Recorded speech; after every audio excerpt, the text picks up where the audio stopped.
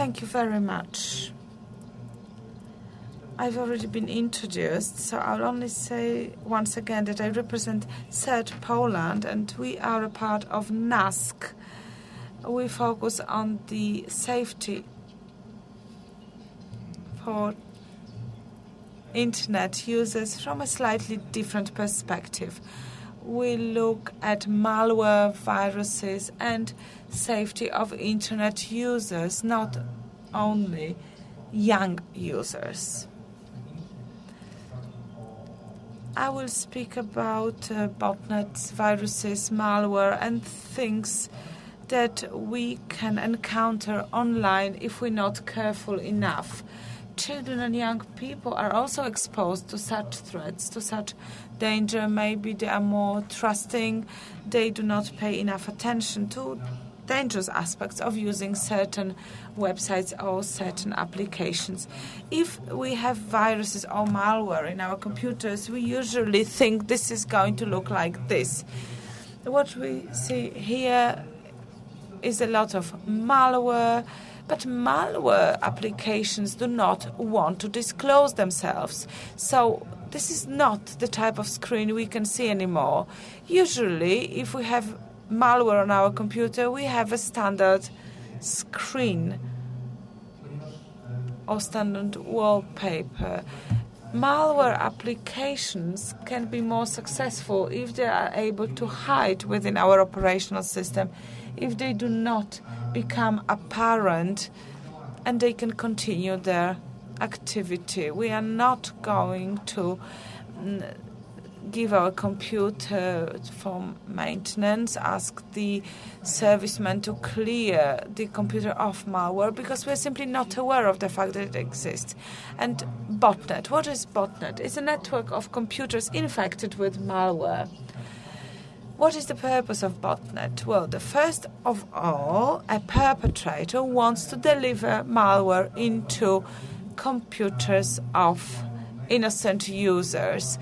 And there are many different ways. The malware can be sent by malware. Sometimes you have software that is not up to date or even up to date. Sometimes you can use a device, external device that is infected, and there are no symptoms. Sometimes we visit a website and we have no idea that we've been infected. Infected computers confirm the installation of malware to the perpetrators. So our computer no longer belongs to us. It belongs to the perpetrator, to the criminal. And what we provide is a device like energy. Those criminals who control botnet have put so much effort into preparation of the software and into controlling computers. So they want those computers to generate income. So what happens? We have someone who wants to perform an operation. They want to reach the greatest possible number of people with the advertisement. They want to spam people, or they want to install their own malware using the pre-existing structure, or they want to infect a particular computer. So they pay for this service, and this service is then provided by our criminal who created the botnet. So once we become a part of botnet, our computer no longer belongs to us. Practically, we are ruled by criminals. Our computer is ruled by criminals.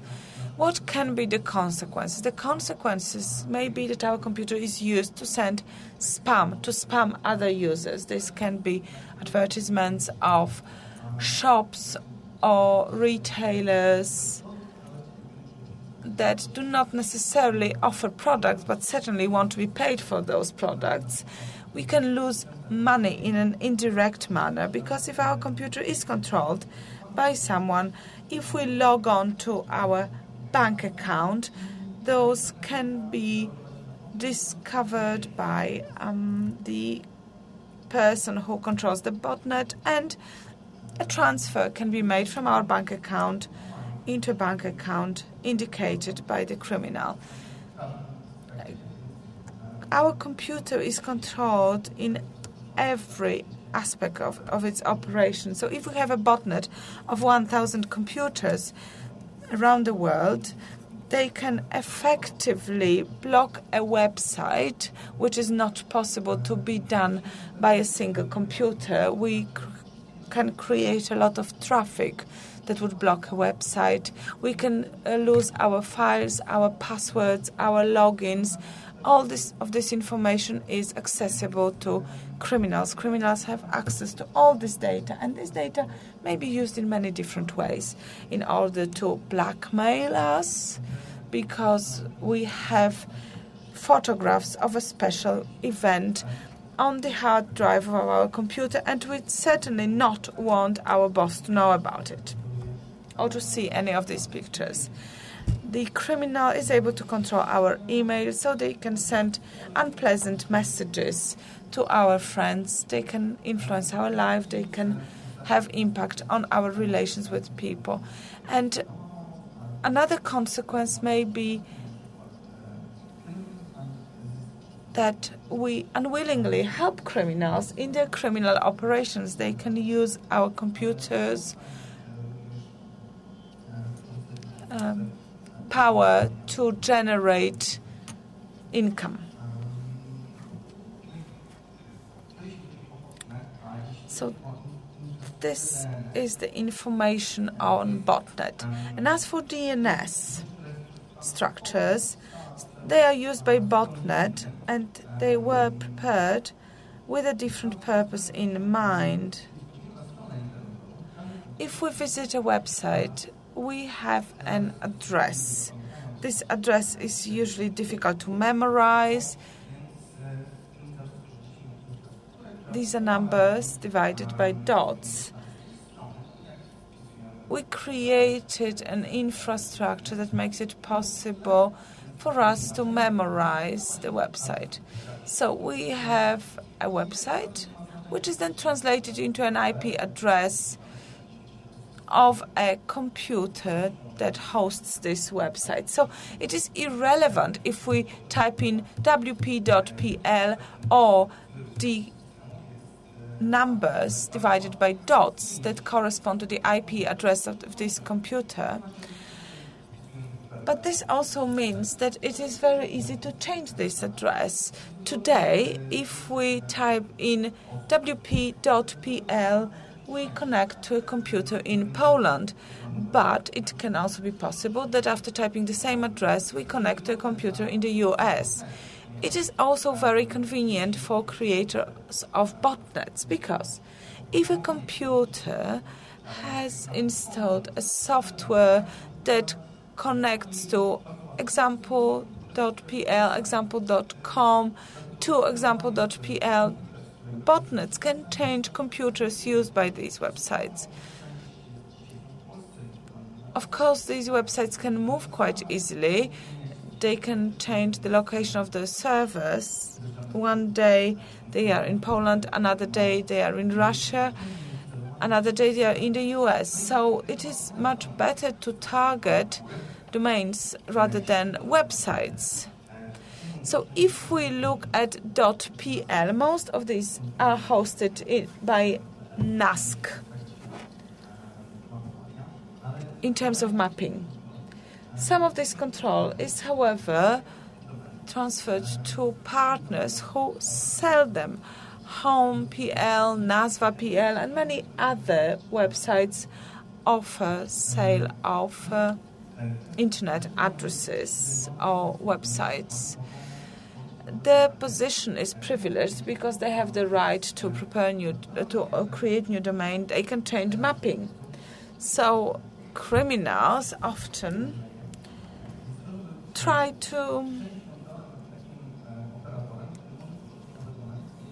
take over the control of such operators and to have influence on mapping of internet domains. Because if we request our partners to delete a domain, for example, nazwa.pl, they can do it immediately, or they can delay this process, justifying this by the fact that they were not able to read the email or they had no time.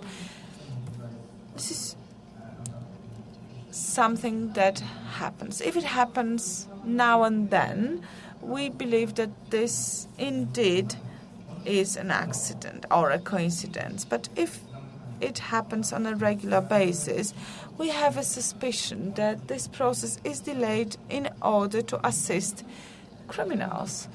They have the time to transfer their data into a new domain. They have time to create a new botnet, a new network of computers. So sometimes operators are not able to handle this. Sometimes they do not have sufficient resources, and this is really unintentional.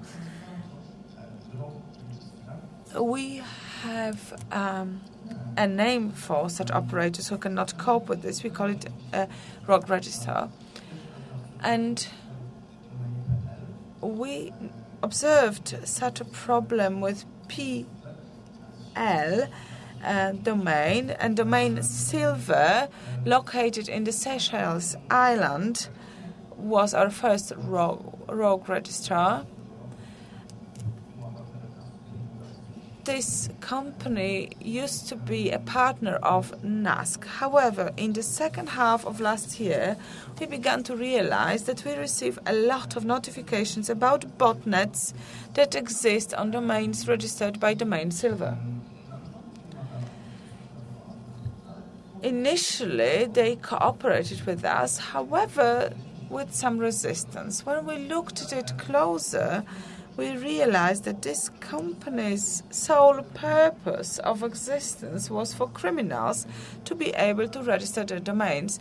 What you can see here is statistics for just one day. We can see that there were 404 domains registered, and empty domains amounted to 236, and the only real domain that existed and included some content was their own website. So this resulted in a termination of a contract with this particular partner, and what we had to make sure was securing computers. We had to redirect traffic that went to those domains into a server that we controlled.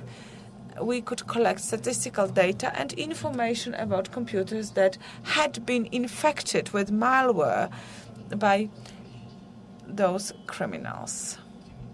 We also had to inform owners of these computers about the fact that they were part of botnets. And this is the geographical spread of connections, limited to Europe only. And we can see that 1/5 of connections originated from Germany, Poland ranked second, and France ranked third. This is only some of those botnets that were created using this domain provider. This is the information we were able to collect at the very initial stage of our investigation. So what we could see quite clearly, there's a lot of connection from Germany. However, if we look at this map, we can see that major European cities have generated the greatest number of connections. So clearly this registrar was a rogue registrar, and this was the very first time that NASK terminated its contract with a domain provider, which resulted into redirecting of all the malware and domains into our server. So we redirected internet traffic into our server before. However, this was the very first time for us to redirect all the traffic for all the domains provided by one registrar into our own server. So if you can see, Europe was the greatest provider of botnets. Some were created in Japan, there were some created in Australia. And do you understand why Germany was the country where the greatest number of botnets was created? Well, maybe it was easier for criminals to target Germany as the number of internet users in Germany is greater. Sometimes botnets target certain countries because they know that people use electronic banking more frequently, or the number of computers is greater. It all depends on what they want to achieve, whether they want to gather more data. And before I end, I would like to encourage you to visit our website and to read our reports. There you can find more information about Domain Silver and other botnets. And thank you so much for your attention.